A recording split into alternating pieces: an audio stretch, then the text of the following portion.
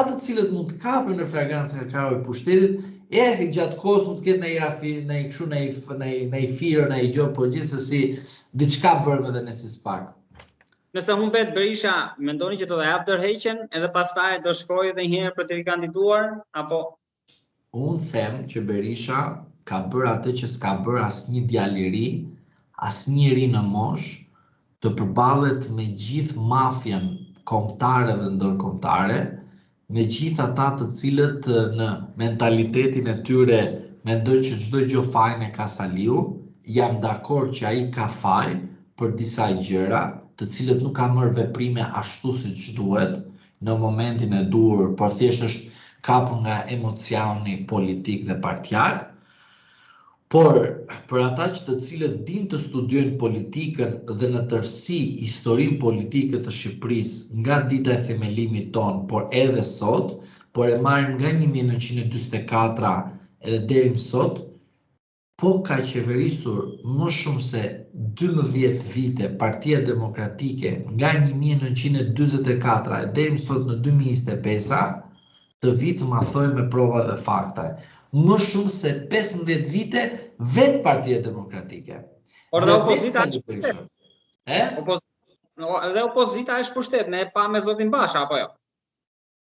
Edhe njerë, unë po të them gjë tjetër, që Partia Demokratike nuk ka qeverisur vendin më shumë se 15 vite nga 1944 deri në 2025. Pra do të thotë, nuk mund të ketë faj vetëm Sali Berisha për gjithçka që ndodh në këtë vend. Që do të thotë, nga 1944 deri në 2025 ka qeverisur Partia Socialiste. Një kohë të caktuar, në mënyrë të shkëputur, ka qeverisur Partia Demokratike. Pra, jo më shumë se 15 vite ka qeverisur.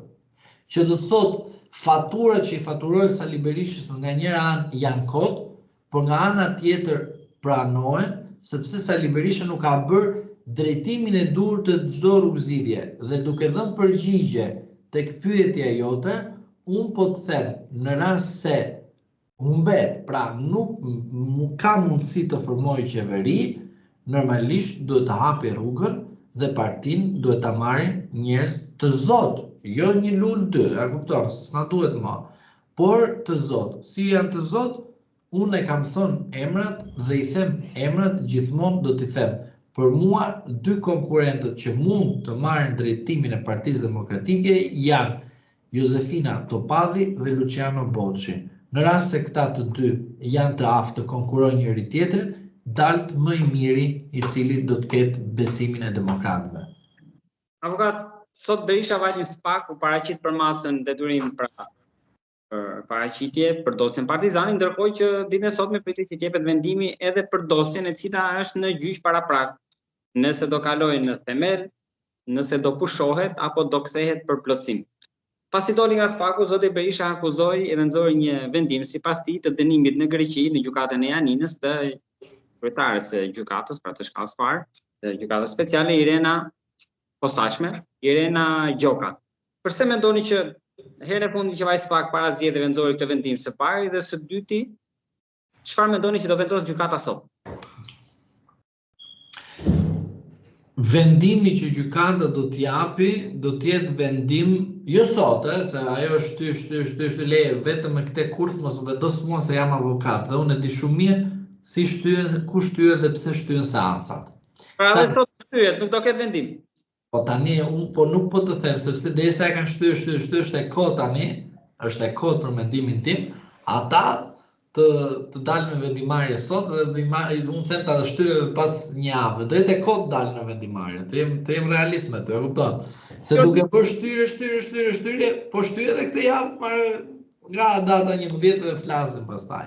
Është gjithçka në funksion të zgjedhjeve. Po jo nuk shiko, çfarë të shpëtoj, se nuk e kuptoj këtë dhe shikoj disa analistë të cilët nuk janë avokatë dhe nuk e kuptoj pse them për shtyrjen, çka të keqe ka. Shtyria nuk ka asgjë të keqe. Çfarë është? Po zvarritja. Po jo nuk është asgjë Marti, sepse aty do fillojë dhe do futet procesi, do të zhvillohet procesi. Çka ka zvarritja? Asgjë, pse do ta dënoj një javë parë dhe një javë mbrapa, pse ose një vit pas ose një vit para?